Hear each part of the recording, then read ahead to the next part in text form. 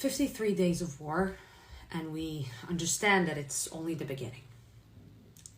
Not because I know when the war is going to end, but because it's the beginning of the new reality that we're facing. And the new reality is an astonishing fact. Truth doesn't matter. Facts don't matter.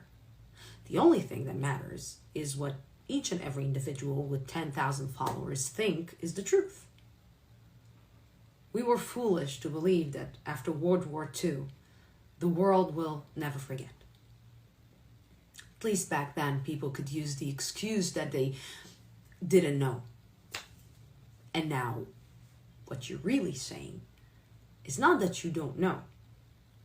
What you're really saying is that you just don't want to see, that you're not interested to see the brutal images that the terrorists took by themselves, that the terrorists filmed themselves, killing, murdering, torturing innocent civilians. You see and watch the images, and yet you choose to say that it's a lie. You need a bigger proof to actually believe that women were raped and human beings were beheaded by Hamas terrorists. And on top of that, if you finally come to the conclusion that these atrocities actually happened, you justify it.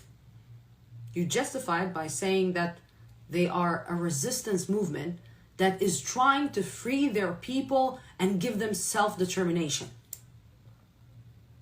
Giving their people self-determination by murdering, slaughtering, raping, and kidnapping innocent children, women, and men from their homes.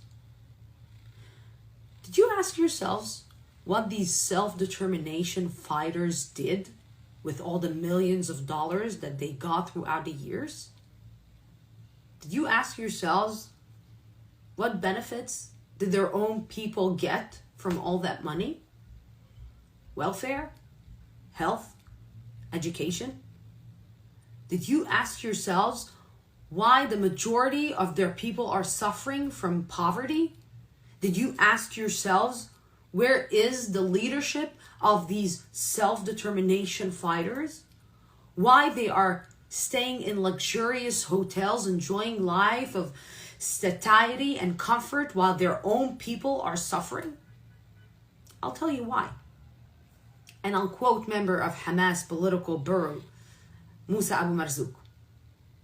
The tunnels built in the Gaza Strip were meant to protect Hamas and not the residents of the Strip. It is the responsibility of the UN to protect them. Basically admitting that these self-determination fighters are only protecting themselves and not their own people. Shame on us. Shame on us that we raised a generation that is not putting a question mark and seeking for the truth. Shame on us that we raised a generation that is more interested in clickbait than in the truth.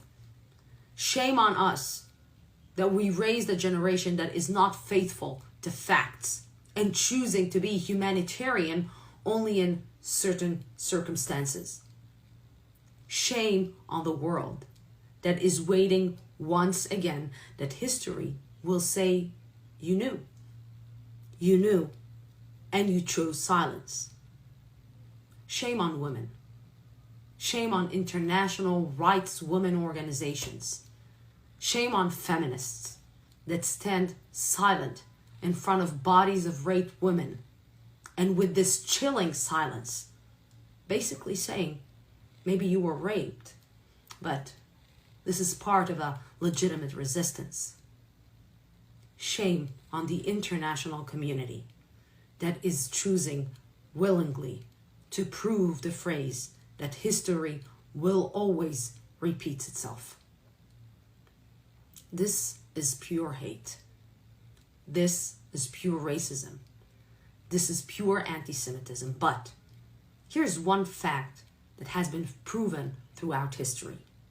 When you choose terror, terror will choose you back. When you stand next to terror, it will seek you and hunt you down. When you stand on the wrong side of history, it will always, always come back and remind you how wrong you are. But remember one thing. At the end of the road, after a long, painful, hard fight, the truth will always, always win.